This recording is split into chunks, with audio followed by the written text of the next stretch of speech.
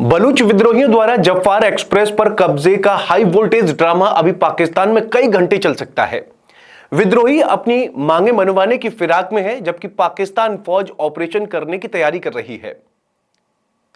विद्रोही जफ़ार एक्सप्रेस से पहले चरण में महिलाओं और बच्चों को छोड़ रहे हैं, लेकिन इसके साथ ही उन्होंने चेतावनी दी है कि यदि उनकी मांगे नहीं मानी गई तो अगले चरण में पाकिस्तानी सुरक्षा कर्मियों की लाशें ट्रेन से बाहर भेजी जाएंगी।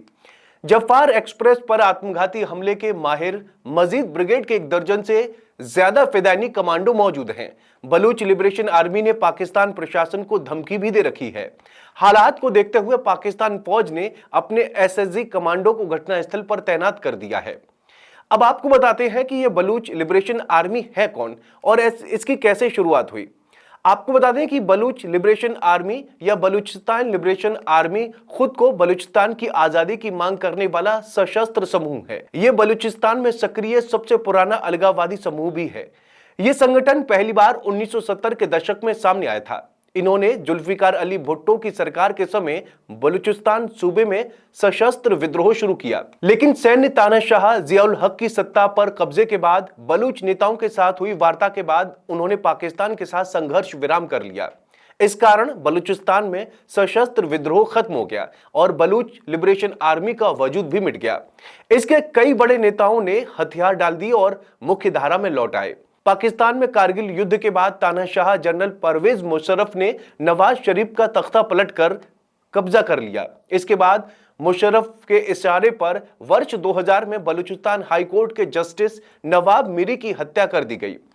पाकिस्तानी सेना ने मुशर्रफ के कहने पर इस केस में बलूच नेता खैर बख्श मीरी को गिरफ्तार कर लिया। इसके बाद से बलूच लिबरेशन आर्मी एक बार फिर सक्रिय हो गई। इस कारण विशेषज्ञ दावा करते हैं कि आज की बलूच लिबरेशन आर्मी की आधिकारिक स्थापना 2020 में हुई थी।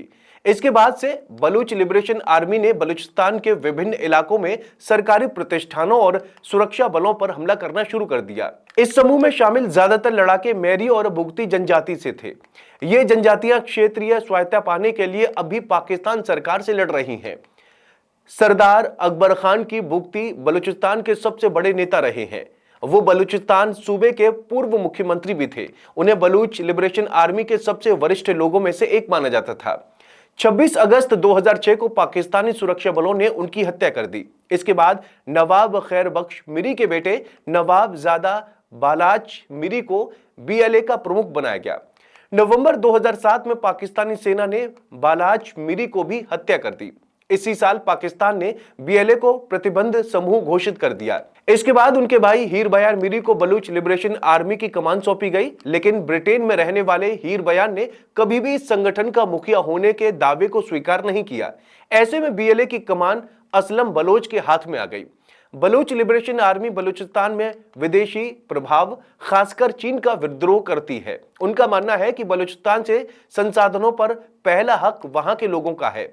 बीएलए का मानना है कि भारत पाकिस्तान बंटवारे के वक्त उन्हें जबरदस्ती पाकिस्तान में शामिल कर लिया गया, जबकि वो खुद को एक आजाद मुल्क के तौर पर देखना चाहते हैं। ऐसा नहीं हो सका, इसलिए इस प्रांत के लोगों का पाकिस्तान की सरकार और वहां की सेना के साथ संघर्ष चलता रहता है।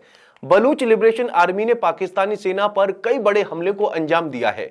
इन हमलों में बड़ी संख्या में पाकिस्तानी सुरक्षा बल भी हताहत हुए हैं और उसी का एक उदाहरण आज की ये ट्रेन घटना भी है। उम्मीद है जानकारी पसंद आई होगी। वीडियो कैसी लगी कमेंट करके जरूर बताएं और चैनल को जरूर सब्सक्राइब करें।